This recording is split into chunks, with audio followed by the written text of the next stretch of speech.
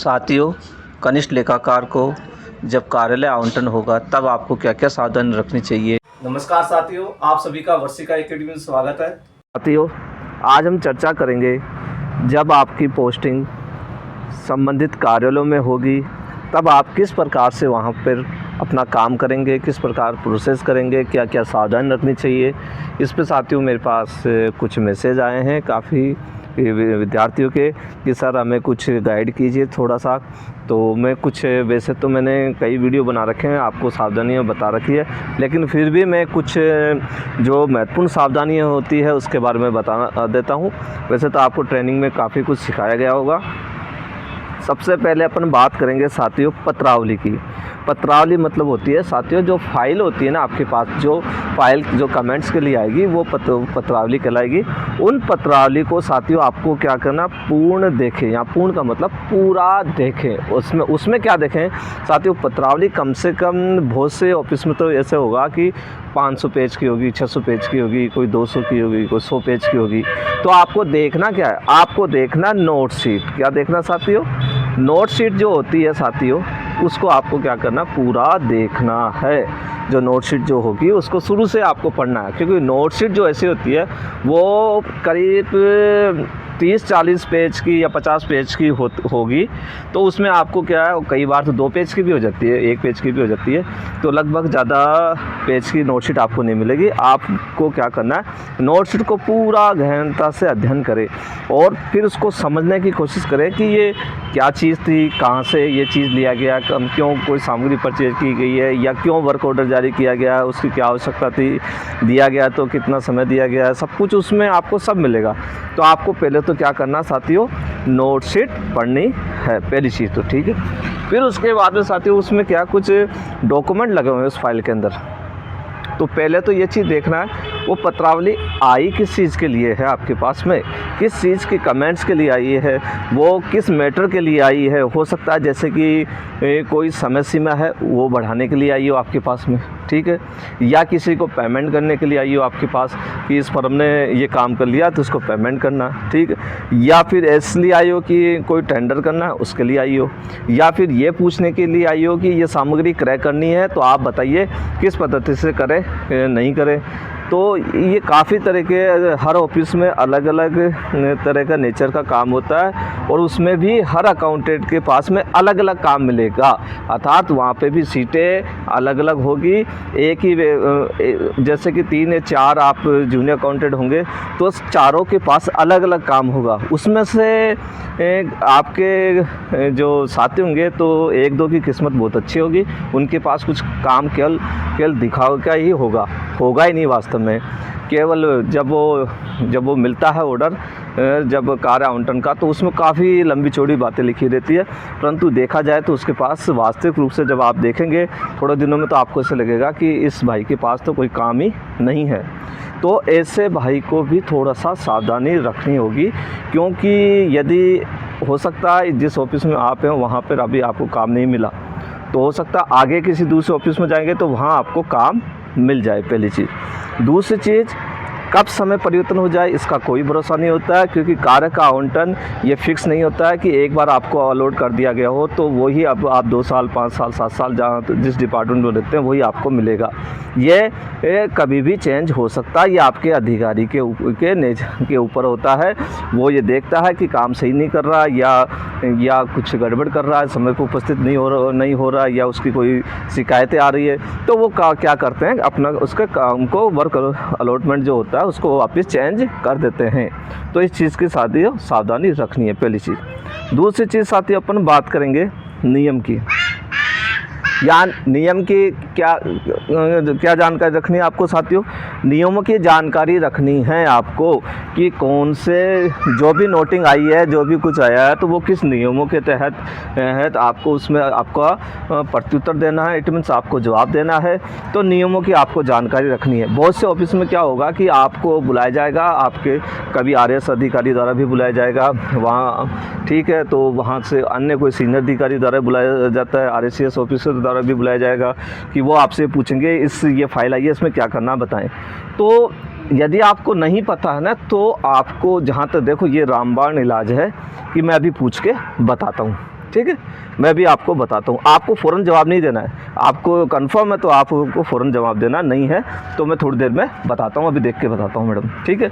आज मुझे भी कोई पूछता है तो जैसे कि मेरे को हल्का फुल्का RTPP के बारे में नॉलेज है, लेकिन मेरे को कोई पूछता है तो मैं उसको एक ही जवाब देता हूँ, मैं थोड़ी देर में देख के बताता हूँ, मेरे को याद नहीं रहता है, मैं देख के बताता हूँ। तो उससे क्या हो जाता है कि अब आपके वो को क्या है कि मान लो आपने किसी ने पूछा और आपने जवाब दे दिया और बाद में पता चला कि मैंने तो गलत बोल दिया और उसने वो काम कर लिया, तो इसमें क्या हो कि आपकी जो गुडविल है वो ख़राब हो जाएगी और बाद में सब ये सोचेंगे कि इसको तो कोई नॉलेज है नहीं।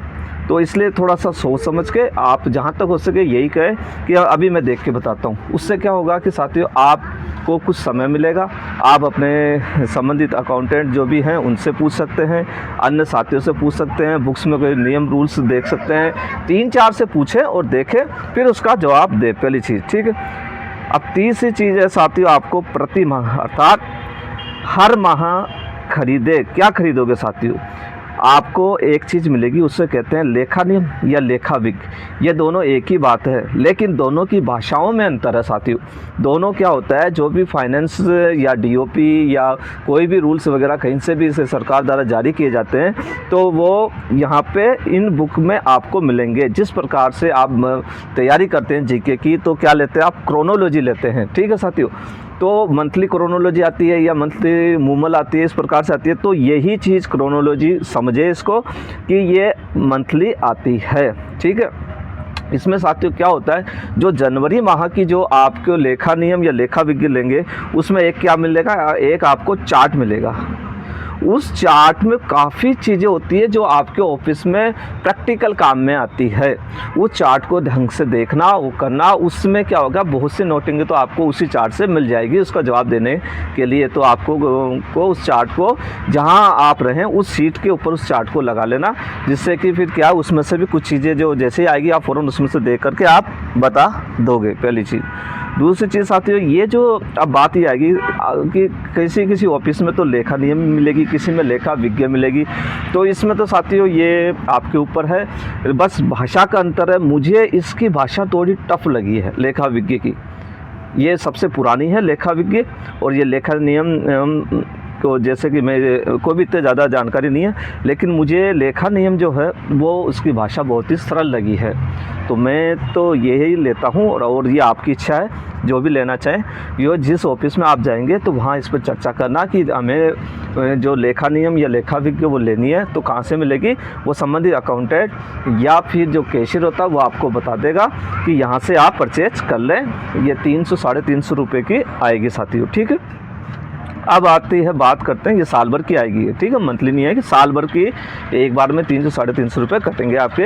ये साथियों, ये चाहो तो कुछ चीज़ ये ऐसी भी है, इसमें नियम ये भी है कि आप को रिम्बर्समेंट भी हो सकता है। इसमें कुछ रूल्स भी दिया गया है, कुछ परसेंटेज दिया गया है, तो वो लेकिन ये चीज़ ना लें, आप खुद स्वयं ही अपने पैसे से खर्च करके लें इसको, ठीक। नोटिंग अब बात करती है साथियों, फाइल जब आती है तो आपको नोटिंग लिखना है। नोटिंग कैसे लिखेंगे साथियों, जहाँ तक होता है सबसे कम शब्दों में जो प्रयोग करेगा वो ही सबसे बढ़िया नोटिंग कहलाएगी। जो पूछा जाए उसी का जवाब देना है, ऐसा नहीं इधर से उधर से उधर से इधर से कुछ भी आप पूछ के आ रहा है, लिख के आ रहे हैं, कोई नहीं उस। तो यहाँ तक नोटिंग का जो होता है वो देखना, बहुत कम शब्दों में आपको लिखनी है, ठीक है साथियों। अब ये बात है प्रतिदिन, इसके बारे में साथियों आप सबको पता है, आपको वेबसाइट देखनी होगी। कौन कौन सी देखनी होगी, फाइनेंस की वेबसाइट आपको देखनी होगी, DT की देखनी पड़ेगी और DOP की आपको ये देखनी होगी। अब इसके अलावा एक चीज़ और रहती है, वो होता है SSO ID। जो SSO ID आप पे अब वर्तमान में क्या होता है साथियों, SSO ID पे ऑनलाइन प्रोसेस होता है, सारा काम ऑनलाइन होता है। केवल कुछ ऑफिस को छोड़ दो जहाँ पे काम की अधिकता होती है, वहाँ पे ऑफलाइन होते हैं काम, क्योंकि वहाँ पे क्या कि फाइलें प्रोसेस इतना होता है कि वो ऑनलाइन हो नहीं पा रहा है। जैसे कि प्रोजेक्ट जो होते हैं उनमें कई जगह ऐसा है कि अभी भी कुछ ऑफलाइन है कुछ ऑनलाइन है, दोनों ही चल रहे हैं। लेकिन ज़्यादा से ज़्यादा डिपार्टमेंट में अब क्या हो चुका है साथियों, काम ऑनलाइन हो चुका है। तो इसको आपको विशेष ध्यान रखना है। SSO जो ID पे जो आप खोलोगे, राज SSO क्या खोलोगे, राजस्व। तो वहाँ पे नवीनतम आपको वो मिल जाएगी कि कोई भी आदेश वगैरह जो भी होते हैं तो वो आप वहाँ से देख सकते हैं। तो ये 3-4 चीज़ें हैं वो आपको देखनी है। अब बात करते हैं साथियों चर्चा। यहाँ चर्चा का मैंने इसलिए रखा है साथियों, जब आपका लंच होगा तो लंच में क्या होता है कि आपको जैसे खाना खा लेते हैं तो खाना खाने के बाद में आपको बाहर टहलना चाहिए अपने ऑफिस से, क्योंकि इससे आपको क्या मिलेगी साथियों, एनर्जी मिलती है।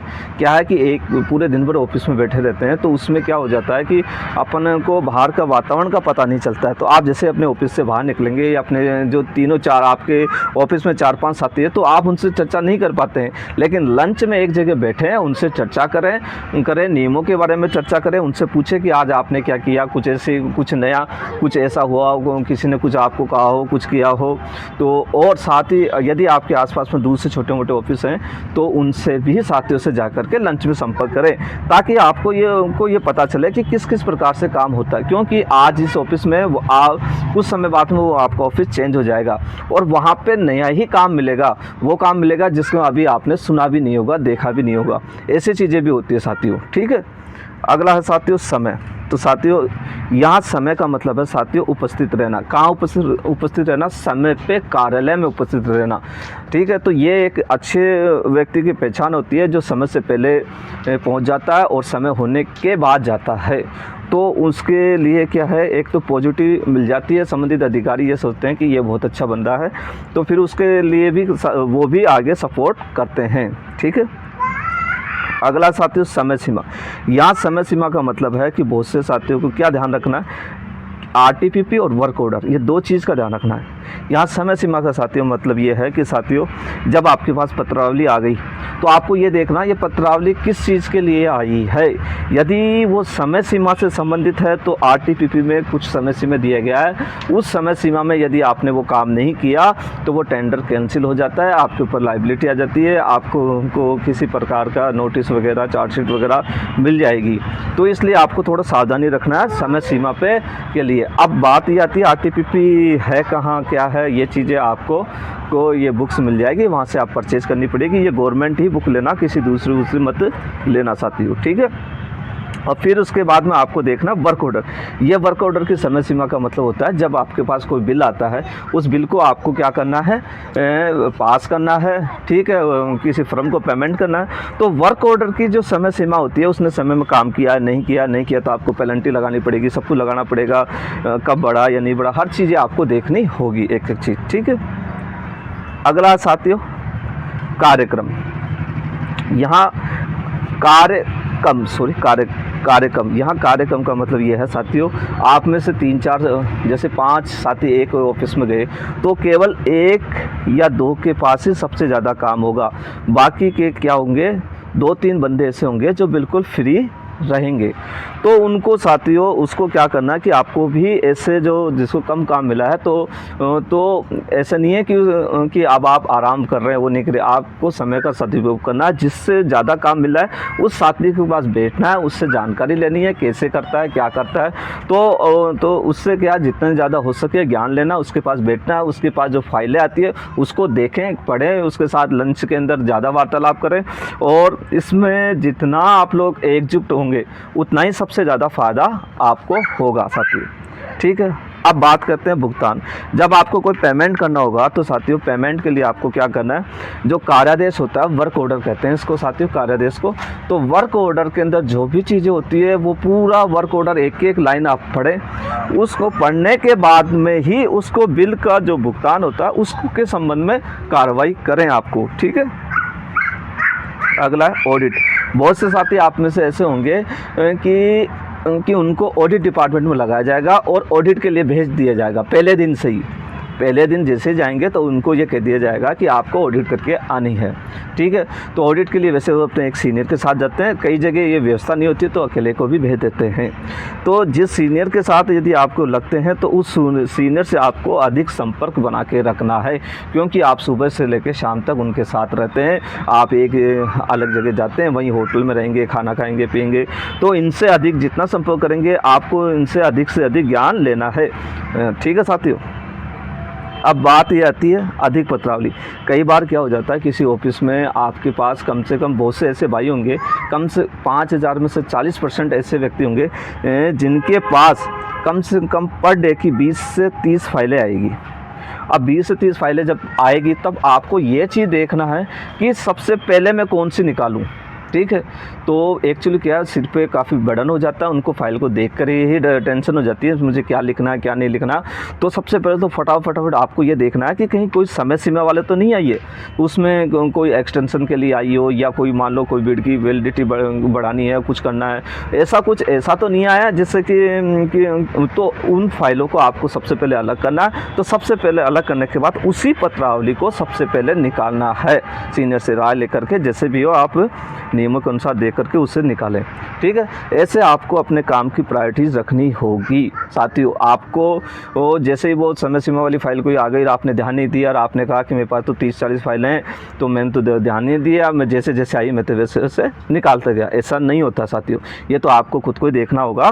तो आपको 10 मिनट ख़राब करके पहले ये देखना, चेक करना फटाफट इसमें कोई ऐसी तो नहीं आ गई है जिसमें समय सीमा का हवाला दिया गया हो। इस प्रकार साथियों ये छोटी मोटी सावधानी है। वैसे तो आपको उनको जैसे कि ये हर ज़िले के अंदर ट्रेनिंग वगैरह हो रही है, उसमें काफ़ी जानकारी दे दी गई है, तो सावधानी से आपको रहना साथियों। ठीक है साथियों, यदि मेरा वीडियो अच्छा लगे तो लाइक और सब्सक्राइब अवश्य करें।